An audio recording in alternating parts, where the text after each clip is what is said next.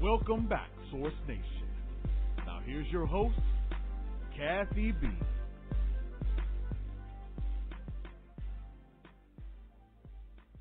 And welcome back, Source Nation. Welcome back. You're listening live right here on the Ladies Lounge. I am your host, Kathy B. I tell you, we've had an amazing show this evening, and now that we are in our second hour, I have another beautiful young lady that I'm going to bring into the studio with me, and we're going to have an excellent conversation. Now, ladies, you know, we've had the opportunity really to speak to some amazing women who have served our country. Not only that, they've been able to come together in a form of sisterhood. You know, I love sisterhood. They've been able to come together and talk about some of the stories that they have been able to encounter while serving our great country. And what I'm speaking of, especially if you're new to the lounge, I'm speaking of CAMOUFLAGED Sisters. Now, these are ladies that have served our country. Some of them are still serving, and some of them have gone on to retire. But they want to share with us some stories and things that they encountered, as well as what they wanted to share. So I'm going to tell you a little bit about CAMOUFLAGED Sisters and then bring on my guest who has an amazing story to share as well. So just a little bit about CAMOUFLAGED Sisters. CAMOUFLAGED Sisters chronicles the courageous path of 14 women who have overcome various internal and external struggles during their military careers. Now, these veterans are giving open accounts of how they have adapted, achieved work-life balance, relieved their faith, and used mentorship as a vital tool in their successes. Now, these are pre- and pre-post military careers. Except this book is all about Black women who fight for our homeland while simultaneously battling to preserve the assets most important to them. Now, what I love most about this particular book, ladies, is the fact that they've been able to talk about some hardships. Some of them have been in regards to depression. Some of them have been in forms of PTSD. Some of them have been spoken about being battered in the service area. But I know that Monique is going to come in and she's going to give us an account of what she experienced, and this is going to be great. So a little bit about Monique outside of CAMOUFLAGED Sisters, just a little bit about her. Now, Monique Mojo Jones is an energetic speaker and author who engages others into finding a personal mojo after trauma. Her focus is on the importance of having resilience and courage in the face of life's adversities and healing from sexual trauma. Now, she uses her 17 years of active duty, military, and personal experience to empower as well as inspire people worldwide. I am going to have a wonderful conversation with Monique. I'm excited to have her here in the studio with us. Monique, hello, and welcome to the Ladies Lounge. How are you? Hello, I am so excited to be in the studio today here with you at the Ladies Lounge. I am here and in the building and ready to talk it out. Bring some mojo to the show. I love that. Of course, you know, Monique, I didn't give your bio justice, and I'll tell you why. We've had the opportunity really to begin to share you with the Source Nation audience as well as the ladies here in the lounge. But if you will, please, if you could just share with us a little bit more about you, we'll definitely begin the conversation right after. Yes, well, hello, everybody. Again, my name is Monique Mojo Jones, and you did such a great job with the introduction. But a little bit about myself. I am one of the co-authors in CAMOUFLAGED Sisters, the second edition, Silent No More. And in this book, my chapter, I am talking about how you are strong. And I talk about my journey on the recovery and healing path after experiencing military sexual trauma. So through that, you know, I just found that my story was not my own. And, of course, as they say, there's always purpose in pain. And just sharing my story so women could find their personal healing through my words.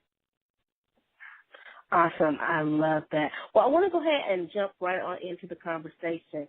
Let's talk about your part of the book and what you were able to bring to the book. And why was it so important to give voice to the platform that you speak on now?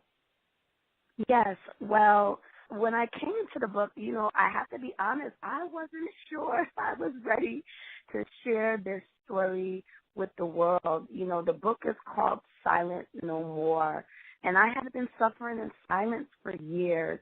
I talk about in my chapter how I sought professional help, but that wasn't, closed, comfy four walls.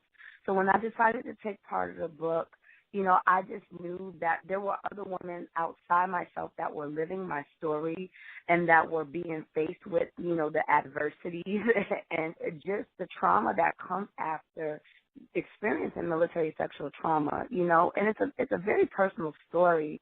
And, you find that women that have gone through military sexual trauma, including myself, the healing journey is just different for everyone. So for me, being a part of the project was one part of my healing process, and also just to show others that, they weren't the only one out there and that they're strong and, there were sisters that were just like them that were going through this. Many times when you go through something like this, you feel like you're alone, and so the biggest thing I just wanted to let women know that they're strong, there is healing, and they're definitely not alone in the journey of healing after military sexual trauma. Wow. Now, let's talk about that if we can, and just try to get an understanding about what took place at that time. Now, you mentioned that there was some form of sexual trauma while you were serving in the military. Were you married, or did this happen with some of the peers within? Yeah. It was with one of my peers. I found myself at a party with my peers, and, that night, a peer had actually drugged me and had took advantage of me. And so, I felt really betrayed, and there was definitely a sense of betrayal that went on. And the biggest thing in that, I had to find life afterward.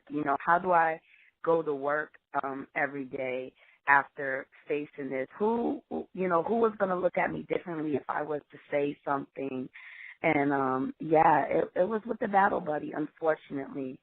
But through the process of, again, healing and just going forward, I had decided to, as I talk about in the chapter, to just choose my career.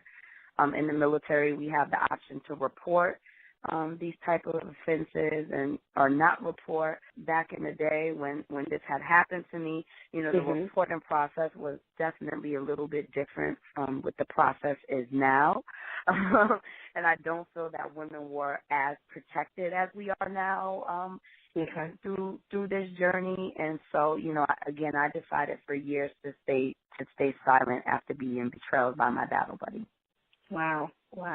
I want to take a moment and let's talk about that, because not only have you shared that piece of information with us in regards to how being able to go to someone and say this took place versus how the military looks at sexual violence among peers now. I want to talk about that because with that being said, it makes it seem as though if an incident of that nature took place, there was really no one that you could talk to or was understanding to your needs.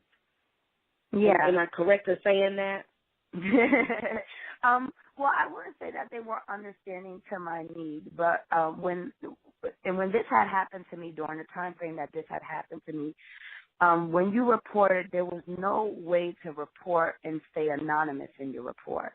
And so that was, at the time, the issue for me. And now, as I mentioned, with such a progressive system, now women of military sexual trauma, they have the option to report and stay anonymous in their report and get the help that they need via medical services or mental health services, and still continue service without everyone knowing. And so, they're able to report in private, or if they want to go after the perpetrator, they could actually do a report that's not in private, as you would say, or unrestricted is what we'll say in the military.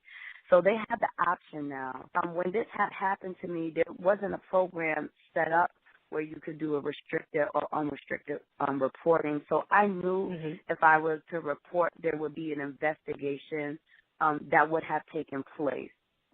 Now, at this party, there were alcohol at the party. There were drugs at the party. And I didn't want that to overshadow what happened to me. You know, I didn't want to say, well, what were you doing there? Or were you drinking? Or how did this happen? You know, I didn't want everything that surrounded the party to overshadow the fact that, you know, I had experienced sexual trauma, you know, from my battle buddy. And that was when that's the decision I was faced with. I talk about in the book, I was a good soldier. You know, I had just reached the promotable status, and I had my career was prosperous. And I said, okay, you know, do I want to kind of put this smudge on my career, or do I just want to continue on with life? And at the time, I decided to continue on with life. Not saying it was the right thing to do, but it was right for me in that moment, you know. Years later, I found, you know, I dealt with the emotional consequences of that decision. And, you know, years later is when I had decided that I was going to get professional help after that incident and situation. And I just felt safe. I felt, you know, that I was far enough removed from the incident to finally find freedom with the healing process of the incident. But, yeah, reporting back then was something serious. So we definitely have a progressive system now in the military where women or anyone, women and men, serving are a lot more protected when they want to report their military sexual trauma. Wow. So since then, because just as you stated, you chose to go on with your career, have you had the opportunity to see your assailant since then, or do you know if it has taken place ever again? Yeah, that's information I do not have. No, I haven't seen them. I have not seen them.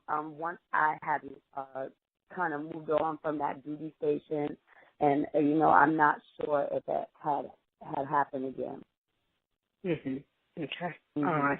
So now that you have moved from that situation, I want to talk about, and I think that this is very relevant with what I want to ask you, because whenever you're dealing with sexual trauma, and let's just say you didn't deal with it by bringing attention, meaning going to seek the help, whether it was there for you to do or not.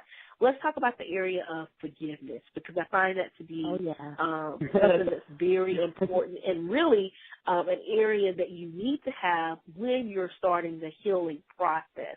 So let's talk about that. Were you able to take a look at the situation and really look at what took place on that night, and then be okay with your decision, but where are you in regards to the forgiveness part of it? Can you talk to the ladies about that? I just feel like that is so important when we're dealing with trauma. Spot on. Forgiveness is beyond important. You know, I heard a saying one time that said, without forgiveness, it's like you drinking the poison but wanting the other person to die. And so what I had found out was, you know, I had to forgive. First of all, forgive yourself.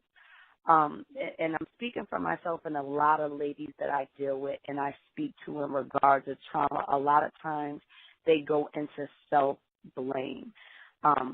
Another thing that I had hit on in the book, I never blamed myself, not one day, for, you know, my assailant's actions, not once.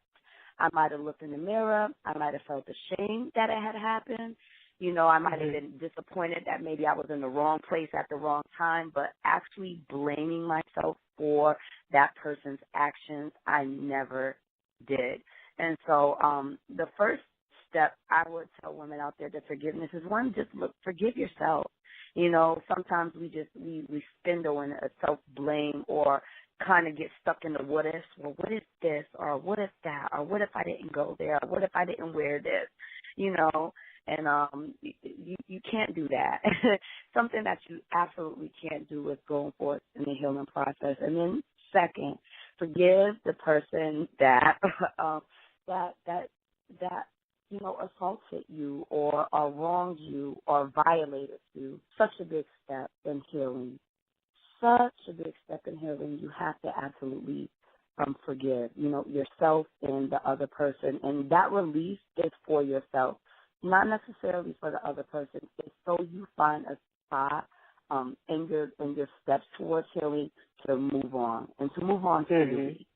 I think that is so important, and that was the reason why I brought that up, because, even when I talk about forgiveness on this platform, and I talk about it in the form of when I was married and had to go through my separation and divorce, some part of that is the reason why the divorce took place was infidelity, and right. I had to really forgive my ex-husband, so I could move on. I wasn't going to place blame on him. I wasn't going to place blame on myself, because there were some things that I did in that marriage that had I brought it to the table for he and I to talk about it, I'm sure we would have been able to come to some form of decision on some things, but I didn't do that.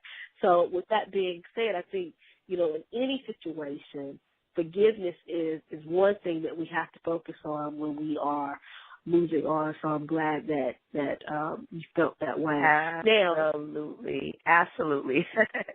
I think it's so important. Now that you have been able to be a part of Camouflaged Sisters, talk to the ladies, if you will, Monique, a little bit more about your story and what has transpired since being able to co-author the book. Oh, wow.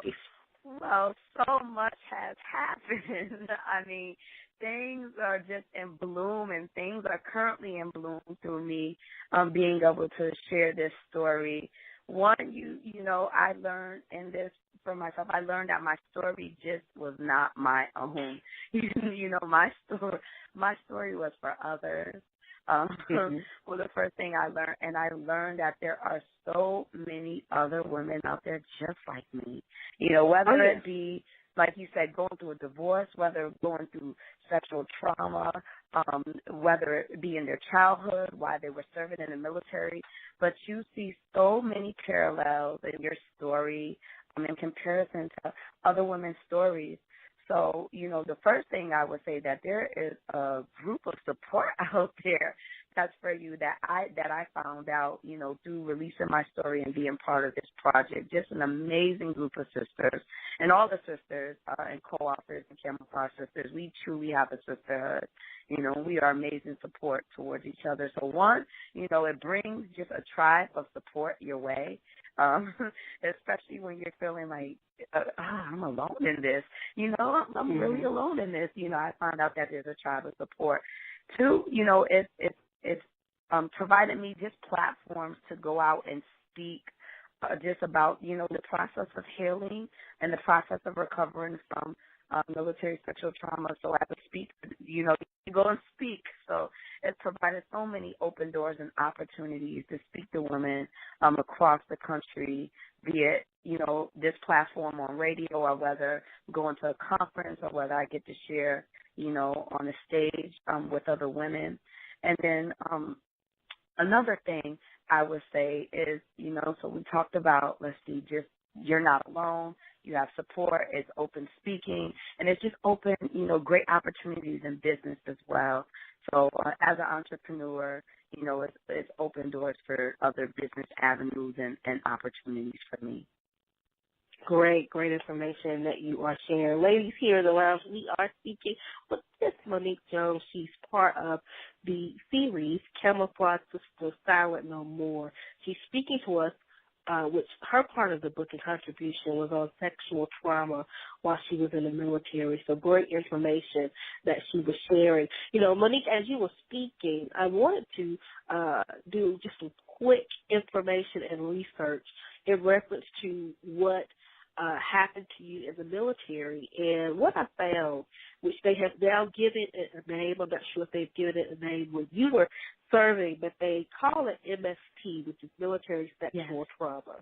Okay? And just to give the ladies a little bit of what it is, basically what they're saying, and of course, Source Nation, anything that I source, we'll definitely put it back out on our Facebook pages and all of our social media pages. And this is coming from the Mental Health Veterans Affairs. And it says, military sexual trauma is the term that the Department of Veterans Affairs uses to refer to sexual assault or repeated threatening sexual harassment that occurred while the veteran was in the military. It includes any sexual activity in which one is involved against one's will. He or she may have pressured into sexual activities with threats of negative consequences or refusing to be sexually cooperative, or with implied faster promotions or better treatment in exchange of sex. So is that what you have come to know the act is as well, MST? Yes, absolutely. You know, and there's different forms outside of that.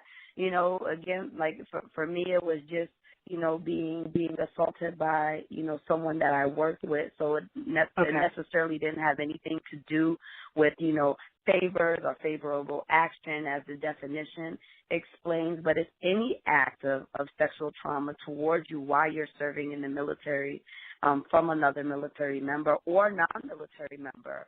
So. Okay. Good information. Now, I want to transition over, and this is something that I was sharing with the other young ladies that appeared on the platform as well. I love what you all are doing and what you've been able to bring to our audience and all the audiences that you're touching with your inspiring stories. Let's talk about sisterhood and the importance. And the reason why I love to focus on this, because it seems as though media really shed a light when it comes to African American women. It's very negative. It's not positive. Yes. There's not many positive stories that we would see African American women bonding together, helping one another, and definitely being able to share their stories and not have judgment placed on them.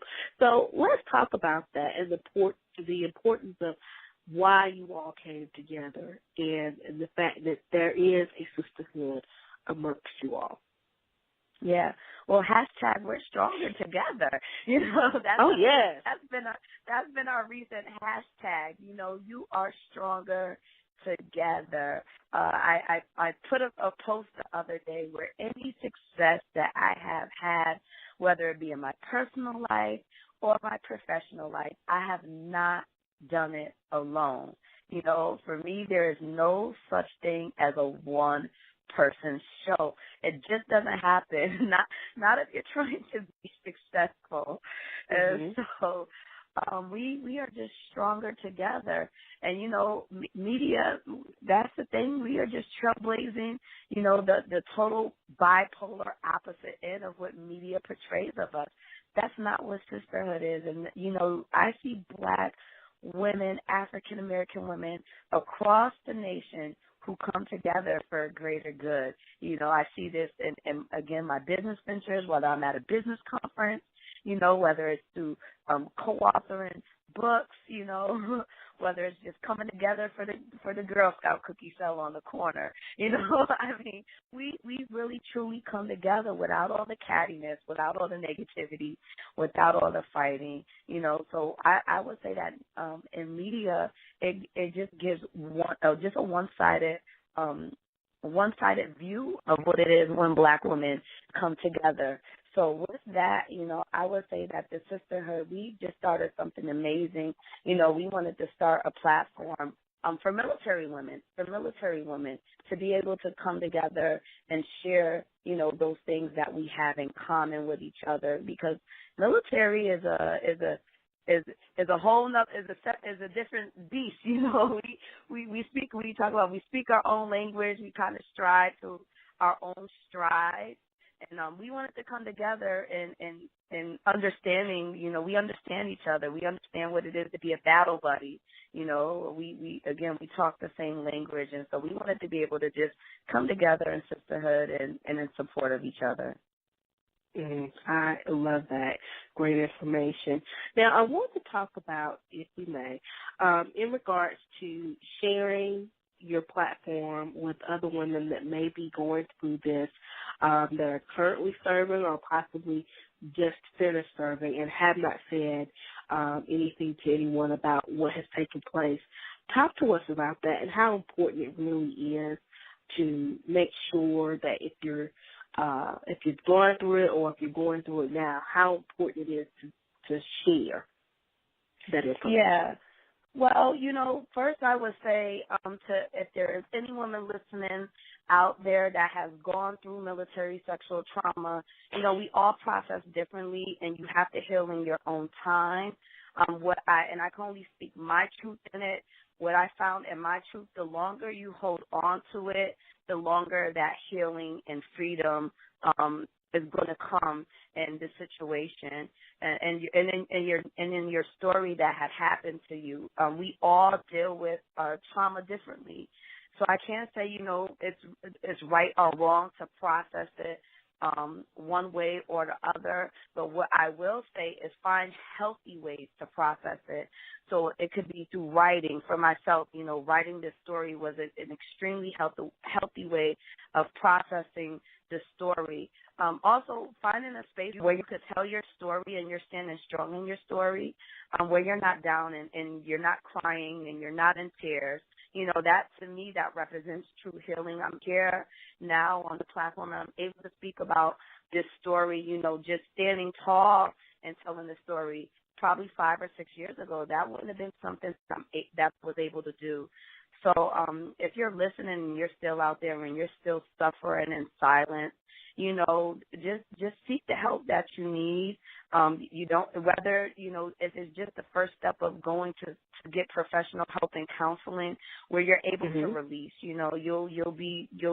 There's so much healing and releasing what happened, and that's the first step to healing. And again, as you hit earlier, the first step to forgiveness. It really is. I think that is so important. I think, in any situation, just as we said, we talked about forgiveness.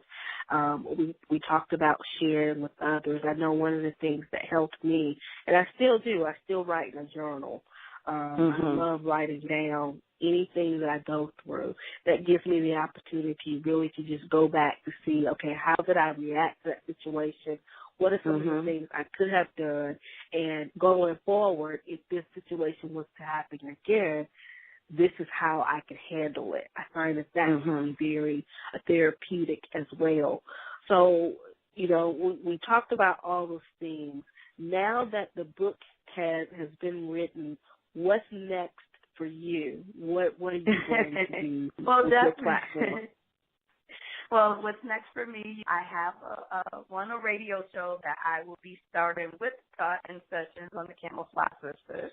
So the next coming up for me will be, it's called Monthly Mojo, and I'm just giving tips to veteran entrepreneurs that want to start business, Again, speaking was my first passion and just going out and empowering women, and I felt that through this story. I had to stand in my truth by being able to release my story. But entrepreneurship and speaking, that was my first love before even touching the subject of military sexual trauma.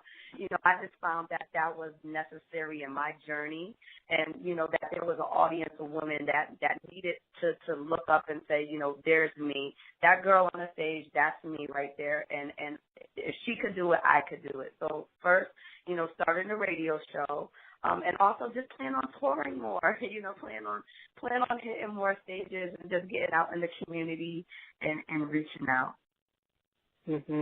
Love that. I love that. We actually had a question to come in, Monique. Let me go ahead and get to that question real quick. States, you did not say anything to anyone while you were in the military. You mentioned that you were at the point of promotion. Do you think that that is the reason why you never said anything, because you were fearful that you would lose the promotion if you would tell?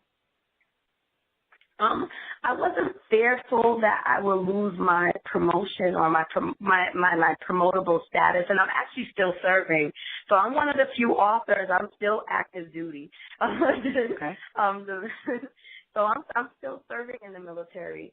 I think what I was fearful of at the time was just going through the investigative process. I didn't want to relive what had happened. You know, I had dealt with a coping mechanism and what they call numbing. So I numbed the situation away, you know, and I looked at the pros versus the cons, but I wasn't exactly fearful that I was going to lose my promotion. I was just going to, or my promotable status. I was just like, you know, I don't want to be caught up. I was, again, a hard-charging soldier. I was at Fort Bragg, North Carolina at the time. And anybody who's been to Fort Bragg, they know that's kind of a gun-hole military post. And so we had a mission, and I was just ready to continue on with the mission, and I didn't want to pause on life. But as far as being fearful of losing promotable status, no, I wasn't fearful of that. Okay. Great job.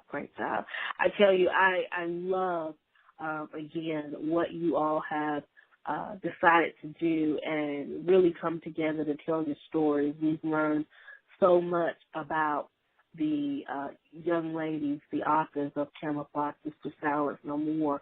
We talked about depression and PTSD. We talked about the sexual trauma, which is the stories that should be told, especially within the African American community. There's a stigma there that we typically will go through things, but yet we will sweep them under the rug because we don't want people knowing, and we don't want the judgment there. There you go. And there's a question. Yeah, that was more it. You said it. That was it. You know, just to say, okay, I really don't want to be judged. It wasn't so much for my career. It was more that, oh man, you know, I want to move on with life.